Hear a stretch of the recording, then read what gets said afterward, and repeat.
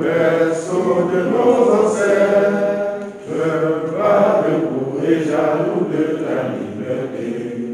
784 990 140 francs CFA, c'est le nouveau budget de la commune de Santhiou pour l'exercice 2022, adopté à l'issue du conseil municipal tenu ce jeudi 30 décembre 2021 à la salle des actes de la dite commune, en présence du deuxième adjoint préfectoral représentant le préfet de la Menoie, du sous-préfet de l'arrondissement de Santhiou, de l'honorable député à l'Assemblée nationale, du délégué départemental du Mindevelle et bien d'autres invités de marque au rang desquels la présidente du CODESA. Et en dépense à la somme de 784 990 140 francs CFA. Montant en hausse par rapport à celui de l'exercice antérieur 2021, qui s'élevait à 750 500 440 francs CFA.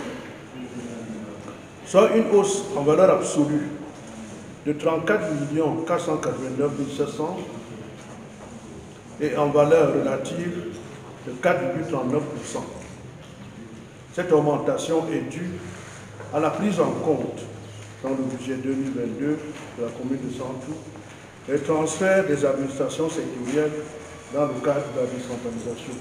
L'exercice s'est déroulé dans un climat non seulement démocratique mais aussi pédagogique, occasion pour les conseillers municipaux d'exprimer leurs incompréhensions et d'en solliciter l'éclairage de la tutelle. Une autopsie de la situation. Il ressort de cette consultation ce qui suit.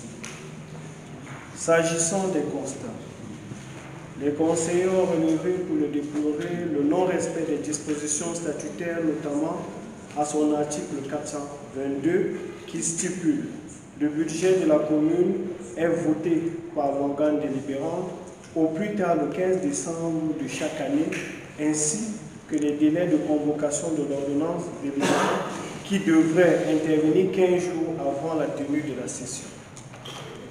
Sur le plan de la forme, une session du conseil municipal est convoquée par le maire titulaire et non par son adjoint, sauf dérogation spéciale du manque constaté par l'autorité de tutelle proposée.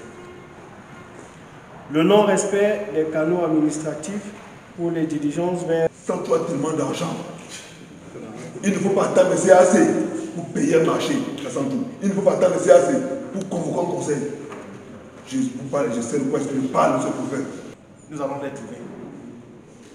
La réorientation de ces marchés, nous allons le faire. Donnez-nous l'occasion, tout simplement.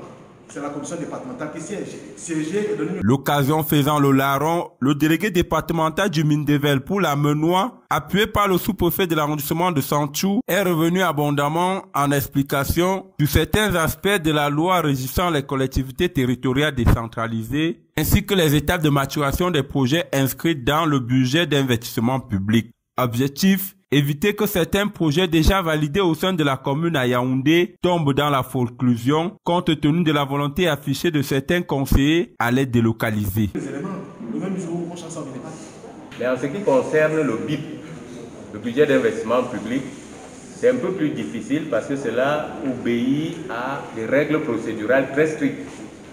C'est-à-dire qu'il faut qu'une commission présidée par M. le préfet siège et que cette modification soit adoptée par cette commission. Maintenant, il faut la renvoyer, c'est-à-dire renvoyer le rapport de cette commission au MINEPAD pour que la destination des crédits soit changée. Vous voyez que ce n'est pas aussi évident que vous le croyez. Entre-temps, il faut tenir compte de ce que, pendant que cette navette va se faire, les délais d'exécution d'un budget court et on risque de tomber dans la confusion à un moment. C'est un risque que je tiens à relever pour que ça reste présent dans votre esprit. C'est pour ça que je vous dis, vous pouvez décider de changer même ici. Et lorsque nous arrivons à la commission, on se rend compte que le projet que vous avez changé ne peut pas être réalisable à ces endroits. C'est pour ça qu'on convoque d'abord le premier cas de concertation entre le préfet, les collectivités et les sectoriels, y compris travaux publics, MINEPAD, Mindevelle, nous-mêmes Mindevelle, nous sommes concernés par ce cadre de concertation.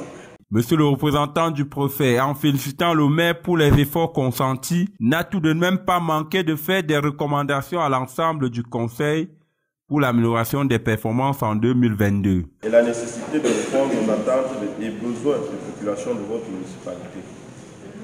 En effet, de l'exploitation des documents mis à notre disposition, nous constatons avec beaucoup d'enthousiasme et d'optimisme que ce budget repose sur des hypothèses réalistes et réalisables.